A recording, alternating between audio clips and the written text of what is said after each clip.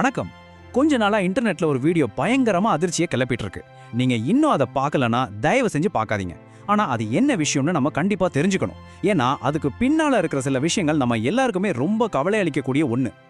உண்மையை சொல்லணும்னா நான் முதல்ல இந்த வீடியோ பத்தி கேள்விப்பட்டப்ப இது ஏதோ ஃபேக் நியூஸா தான் இருக்கும்னு நினைச்சேன்.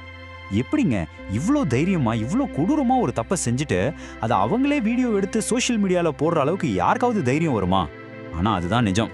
சரி, முதல்ல இந்த கொடூர சம்பவத்துல என்னதான் நடந்துச்சு, பாதிக்கப்பட்டவர் யாருன்னு கொஞ்சம் டீடைலா பாப்போம்.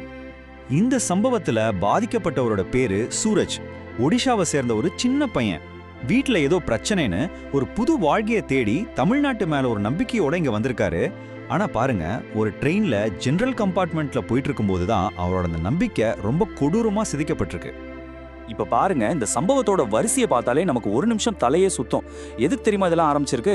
இன்ஸ்டாகிராம்ல போடுற ஒரு ரீல் வீடியோக்காக. யோசிச்சு பாருங்க, சூரஜ் கிட்ட போய் உன் கழுத்துல அருவாளை வச்சு ஒரு ரீல் எடுக்கணும்னு கேட்டிருக்காங்க. அவர் முடியாதுன்னு சொன்னதுக்கு அவரை ட்ரெயின்ல இருந்து வலுக்கட்டாயமா இழுத்துட்டு போய் ஆள் இல்லாத ஒரு இடத்துல வச்சு மிருகத்தனமா தாக்கியிருக்காங்க. தாக்குனது மட்டும் பத்தாதுன்னு அதை பெருமையா வீடியோவும் எடுத்திருக்காங்க. இதுல தான் நம்மள ரொம்ப யோசிக்க வைக்கிற விஷயமே இருக்கு. இது ஏதோ ராத்திரியில யாருக்கும் தெரியாம நடந்த குற்றம் இல்ல.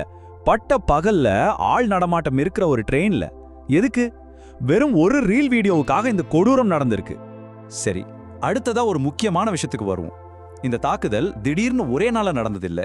இது பல வருஷமா வளர்ந்து வந்த ஒரு வன்முறை கலாச்சாரத்தோட வெளிப்பாடு. அதை பத்தி தான் இப்ப பார்க்க போறோம். இத பண்ணவங்க இத தடவையா பண்ணல. பல வருஷமா தங்களை பெரிய கேங்ஸ்டர் மாதிரி காட்டிக்கிறதுக்காக கையில அருவா கத்தின்னு வச்சுக்கிட்டு மக்களை மிரட்டுறது, தாக்குறது, அதை அப்படியே வீடியோ எடுத்து அவங்க இன்ஸ்டாகிராம்ல போடுறது, இது ஒரு வேலையாவே செஞ்சுட்டு வந்திருக்காங்க. அவங்க பேஜை நோண்டி பார்த்தா ஒரு வயசானவரை தாக்குற வீடியோ கூட இருந்திருக்குன்னு பாத்துக்கோங்களேன். கேட்கவே கொடூரமா இருக்கு. சூரஜ் தாக்கும்போது அவங்க பேசின வார்த்தைகளை பாருங்க. ஒரு துளி கூட குற்ற உணர்ச்சி இல்லாம எவ்வளவு சர்வசாதாரணமா இது ஓபன் ஆயிடுச்சுடா, இதை பாருடான்னு பேசிக்கிறாங்க.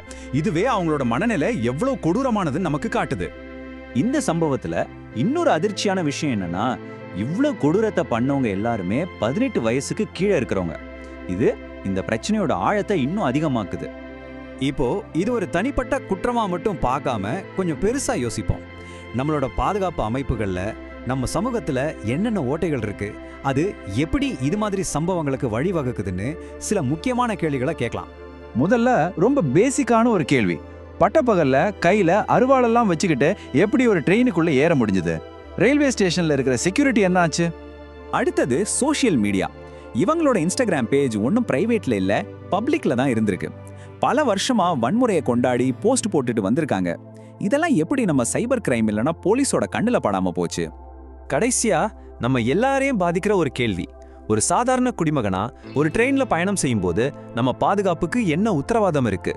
இந்த மாதிரி சம்பவங்கள்லாம் பொது போக்குவரத்து மேல இருக்கிற நம்பிக்கையே மொத்தமா குலைச்சிருது இல்லையா?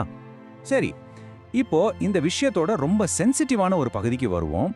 இந்த தாக்குதலுக்கு பின்னால இனவெறி ஒரு காரணமா இருந்துச்சா? சோஷியல் மீடியால நடக்கிற விவாதங்களை பத்தி இப்ப பேசலாம். இந்த விவாதத்துல 2 முக்கியமான கருத்துகள் இருக்கு. ஒரு பக்கம் இது போதைக்காகவும் சோஷியல் மீடியாவோட ஃபேமஸ் ஆகணுங்கிறதுக்காகவும் நடந்த ஒரு தாக்குதல். சூரஜ் இடத்துல வேற யாரும் இருந்தாலும் இதான் நடந்திருக்கும்னு சொல்றாங்க. இன்னொரு பக்கம் இல்ல, இந்த சம்பவம் தமிழ்நாட்டுல வெளிமாநில தொழிலாளர்கள் மேல காட்டப்படுற வெறுப்பு, பாகுபாடு பத்தி எல்லாம் நம்ம வெளிப்படையா பேச வேண்டிய நேரத்தை உருவாக்கி இருக்குன்னு சொல்றாங்க.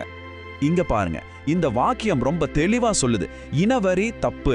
அதை ஒரு அமெரிக்கர் நமக்கு செஞ்சாலும் சரி, இல்ல நாம இன்னொருத்தருக்கு செஞ்சாலும் சரி, தப்பு தப்பு தான். அமெரிக்காவில் நம்மளை யாராவது இனரீவிய பேசுனா நமக்கு கோபம் வருது இல்ல, அப்போ அதே தப்ப நாம மத்தவங்களுக்கு செய்யறதும் அதே அளவுக்கு தப்பு தானே? கடைசியா ஒரு சமூகமா நம்மளோட பொறுப்பு என்ன? இந்த மாதிரி வெறுப்பு நம்ம கிட்ட வளராம தடுக்க நம்ம என்ன செய்யணும்னு பேசுவோம். யோசிச்சு பாருங்க, நம்மள யாருமே நாம எங்க பிறக்கணும், என்ன மதம், என்ன ஜாதின்னு முடிவு பண்றதில்ல. இதெல்லாம் நம்ம கையில இல்லாத விஷயம். இதை வச்சு மனுஷங்களை பிரிக்கிறது எவ்வளவு பெரிய முட்டாள்தனம். இந்த எல்லா வித்தியாசங்களுக்கும் மேல நம்ம எல்லாரையும் ஒன்னு சேர்க்கிற ஒரே ஒரு விஷயம், நாம எல்லாரும் மனுஷங்க. இந்த கேள்வியோட இந்த பகுதியை முடிச்சுக்கலாம். போலீஸ், சட்டம் இதெல்லாம் அவங்க வேலையை செய்வாங்க. ஆனா இந்த மாதிரி சம்பவங்கள் திரும்பவும் நடக்காம இருக்க, இந்த வெறுப்பு மனப்பான்மை நம்ம சமூகத்துல வளராம இருக்க, ஒரு சமூகமா ஒரு தனி மனுஷனா நாம ஒவ்வொருத்தரும் என்ன செய்ய போறோம்? இதுக்கான பதில் நம்ம ஒவ்வொருத்தர்கிட்டயும் தான் இருக்கு. வாங்க யோசிப்போம்.